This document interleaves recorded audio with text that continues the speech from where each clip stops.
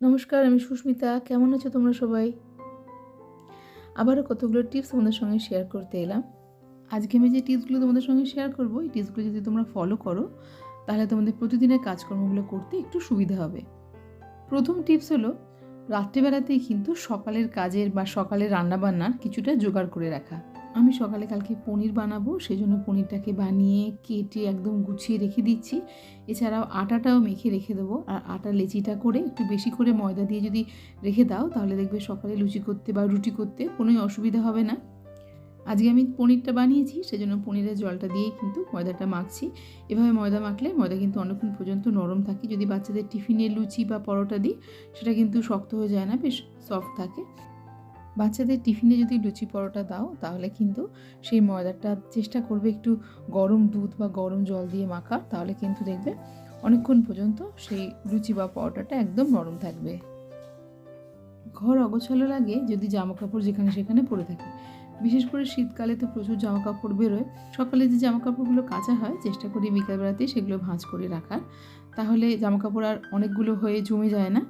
আর প্রত্যেককে জামাকাপড় আমি পার্ট পার্ট করে ভাঁজ করে রাখি, যাতে যদি আমি জায়গা মতো নাও রাখতে পারি, তারা যেন নিজেদের জামাকাপড় নিজেদের জায়গা মতো রেখে নিতে পারে।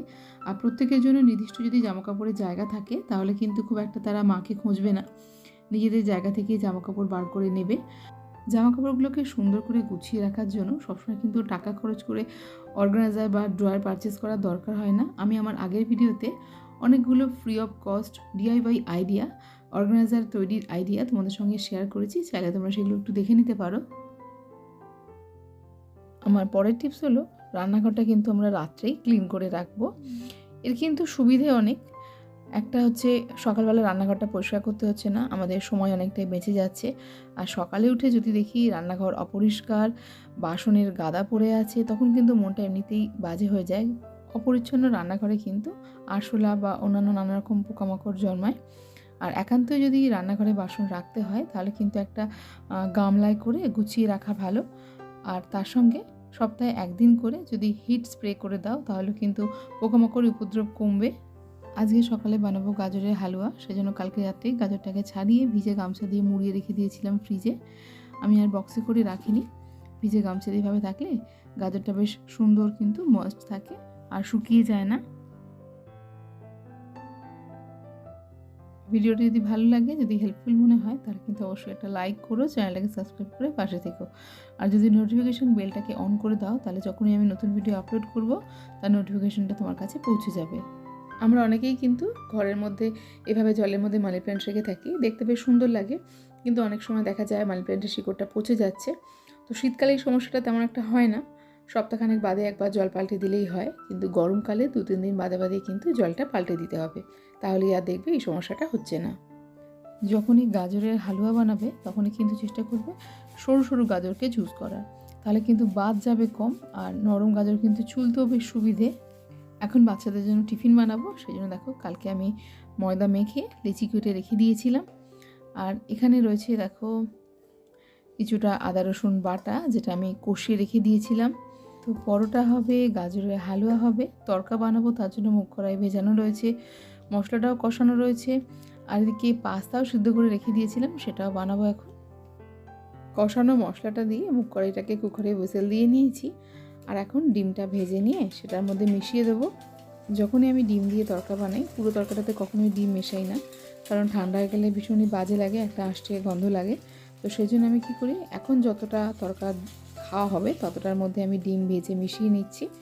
আর বাকিটা এমনি রেখে দেবো, আবার যখন খাওয়া হবে তখন তাতে ডিম ভেজে মিশিয়ে দেবো।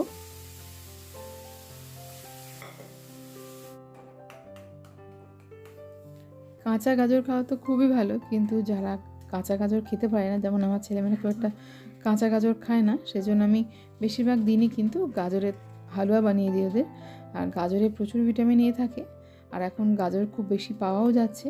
তো মাঝে মাঝেই কিন্তু এরকম বানিয়ে দিতে পারো, খুব সহজেই হয়ে যায় আর ভীষণ টেস্টিও। তোমরা যারা সার্ভিং বোল কিনতে চাইছো, তারা কিন্তু এ ধরনের সার্ভিং বোল কিনতে পারো। এটা স্টিলের আর বোরোসিলের প্রোডাক্ট। এটা 3টে সেট ছিল, এটা বড়, আর পাশে যেটা গাজরের হালুয়া রেখেছি এটা ছোট। মাঝারিটা আমার নষ্ট হয়ে গেছে। এটা কিন্তু ডাইরেক্ট গ্যাসে বসানো যায় না, আমি ভুল করে গ্যাসে বসিয়ে ফেলেছিলাম, তার জন্য সেটা নষ্ট হয়ে গেছে। তো এরকম সার্ভিং বোল কিন্তু খুব সুন্দর দেখতেও, আর যেহেতু কাঁচের লিড তো ওপর থেকে দেখাও যায়। এইভাবে কাজগুলো করি বলে রান্নাঘরের কাজ কিন্তু আমার খুব তাড়াতাড়ি শেষ হয়ে যায়। আর সেই সময় কিন্তু আমি ঘরের অন্যান্য কাজ করা বা নিজের যত্ন নেওয়া এসবগুলো করতে পারি, বা ছেলেমেয়েদের পড়ানো শোনানো। আমার দোতলা বাড়ি, আমার কিন্তু ঘর মোছার কোনো লোক নেই, আমি নিজেই ঘর পরিষ্কারের কাজটা করে থাকি। আর আমার কিন্তু কোনো অসুবিধাও হয় না, যেহেতু আমি অনেকটা সময় হাতে পাই। তো নিজের ঘর নিজের মনের মতো করেই পরিষ্কার করি। ঘরের প্রত্যেকটা জিনিসেরই কিন্তু একটা নির্দিষ্ট জায়গা থাকে। যে জিনিসটা জায়গা মতো থাকে না, চেষ্টা করি সঙ্গে সঙ্গে সেটাকে তার নিজস্ব জায়গায় ফিরিয়ে দেওয়ার। এভাবে জায়গার জিনিস জায়গায় রাখলে কাজের কিন্তু সময়ও কম লাগে, আর ঘরও কিন্তু অনেকটা তাড়াতাড়ি পরিষ্কার হয়ে যায়। একটা বাড়িকে পরিষ্কার পরিচ্ছন্ন রাখার দায়িত্ব শুধু একজনের ওপর না দিয়ে সেই দায়িত্বটা যদি সবাই মিলে ভাগ করে নেওয়া যায়, তাহলে কিন্তু কারোরই আর তেমন চাপ হয় না। বাড়ির অন্যান্য সদস্যদের যার পক্ষে যতটুকু সম্ভব তাকে অল্প অল্প করে সেরকম কাজের দায়িত্ব দিলে কিন্তু সে যেমন দায়িত্ববান হবে, তেমন তার আনন্দ হবে মাকে হেল্প করতে পেরে। দুষ্টু বারান্দাটা মুছে দিচ্ছে, আর সেই ফাঁকে আমি চলে এসেছি সিঁড়িঘরটাকে একটু ভালো করে পরিষ্কার করে নিতে। এই জায়গাটাতে গাড়ি থাকে, জুতো রাখা হয়, আর বাচ্চারা যখন খেলাধুলা করে তারা বারবার জুতো পরে এখানটায় উঠে আসে, সেই জন্য ভীষণই ধুলো হয়। ঝাড় দিলে বা মুছলেও কিন্তু ধুলোটা পুরোপুরি যায় না, সেই জন্য আজকে জল দিয়ে ভালো করে ওয়াইপ করে দিচ্ছি। শীতকালে ছোটোবেলা সেজন্য চেষ্টা করি সকাল সকাল জামা কাপড়টা মেলে দেওয়ার। সকালে জামা কাপড় কেচে মেলা হয়ে গেল মানে একটা বড় কাজ সারা হয়ে গেল। সেজন্য রাত্রিবেলাতেই কিন্তু মেশিনটাকে লোড করে দিতে পারো। রাত্রে জামা কাপড়টা কেচে শুকনো হয়ে গেল, এখন সকালবেলাতে ঘন্টাখানেক রোদ্দুর পেলেই কিন্তু জামা কাপড়টা একদম খটখটে হয়ে শুকনো হয়ে যাবে। প্রতিদিন আমাদের প্রচুর বাসনপত্র ধুয়ে নিতে হয়, যতই হেল্পিং হ্যান্ড থাক না কেন, তবুও কিন্তু খুঁটিনুটি এটা ওটা আমাদের বেসিনে পড়ি, আর সেটা আমরা ধুয়েও নিই। তো চেষ্টা করবে সিঙ্কটাকে কিন্তু ফাঁকা রাখার, আর যখনই সিঙ্কে একটা দুটো বাসনও পড়বে চেষ্টা করবে সঙ্গে সঙ্গে সেটা ধুয়ে ফেলার।